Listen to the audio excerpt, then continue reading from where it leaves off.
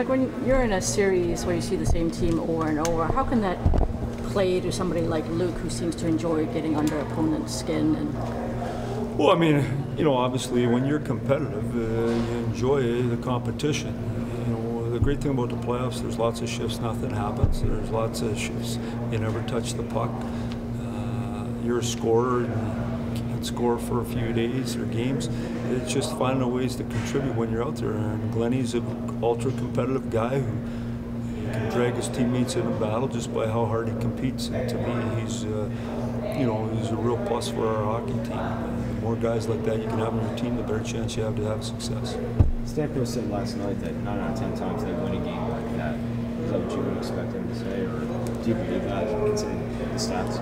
Well, the good thing, I don't have to evaluate that one bit. I mean, all I know is I got up this morning and we'd won, and that we're a team that didn't play near as well as we could. And so we have to play the way we can and continue to go get their goaltender and put some pressure on their D. We didn't do that last night. We had a lot of pressure on our own D and spent too much time in our own zone. So our lack of execution early, I thought, really allowed them to get on top of us. And in the end, I thought we did a good job around our net, and I thought our goalie was really good. Were you interested to see how Peter was going to do, or is that the right word, interested to see his first playoff game? No, I mean, you know, obviously interested to see. That's probably someone in your position would say, someone who's watching him every day and making those decisions. You make those decisions because you think you know what he's going to do. is speed the key? Well, they were quicker than us last night and got on top of us, so if you don't execute early and the other team gets going, it can be like that. Now, we've played Tampa for a number of times, so you know, we're pretty comfortable with the process we're in. We didn't think we handled our end of the bargain as good as we could have last night. We'll fix that. Any lineup changes? Not at this time. What did you like about the way you guys played last night? That we won.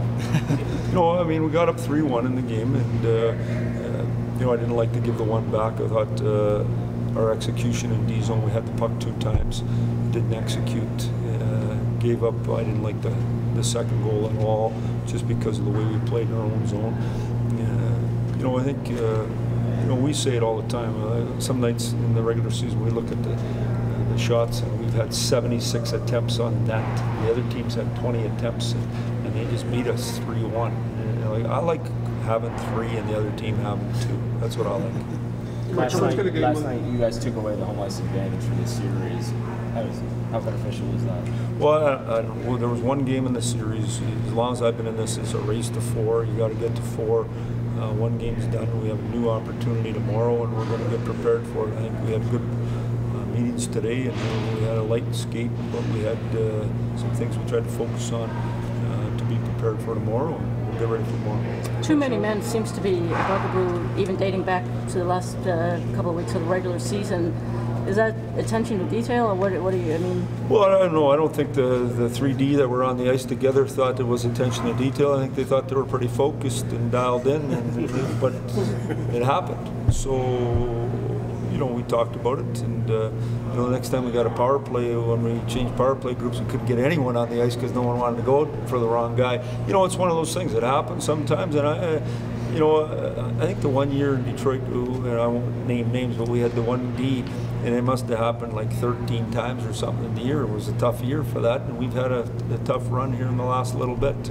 I mean, last night we had 3D on the ice. I didn't even notice. I couldn't see Quincy over along the boards. I didn't even notice it myself. And then I was saying to the referee, no, we never had too many guys on the ice. And then I saw Q come up the wall, and I said, oh, yeah, we did. Coach, how important is it just to refocus the forecheck and improve in that area? Well, I mean, we never did much in that area, but forecheck, and it usually happens after you win a faceoff, you get it in, or after you execute in D zone. So my focus would be more, we got to execute better in our own zone. We got to spend less time in there, and then you have more energy to be in the offensive zone and spend some time in there. And, you know, you got to give them credit. They were fired up last night. I thought in the first 10 minutes they were good. You know, we thought we had done a pretty good job, and then we got shorthanded way too many times last night. Anytime you're shorthanded 7 times, their best players are getting to feel the puck, and they're getting momentum out of it, whether they score or not, and you're wearing out your people. So we got to stay out of the box. Executing D zone and stay out of the box would be priorities for us for sure. Taking the penalties out of product of not having the puck, Mike? Well, it can be. I mean,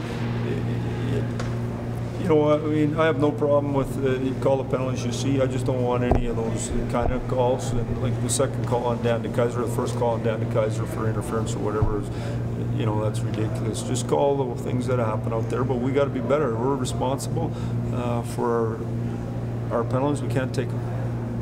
So even with all the penalties you did took, that has to do something for your penalty kill last night, killing all those penalties.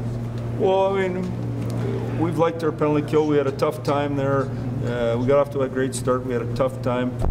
You know, it's well documented around the game 60 there in net, and we had a lot of goals go in, and we seem to have got our confidence back the last stretch of the year on the penalty kill. It's an important part of our game, and yet I don't need to see Glennie and Millsy going over the boards as much as they did last night to kill penalties. That's, to me, it's a waste of energy. I'd rather be wearing on the other team in the offensive zone. But anytime you look at it, you spend 14 minutes of the game shorthanded.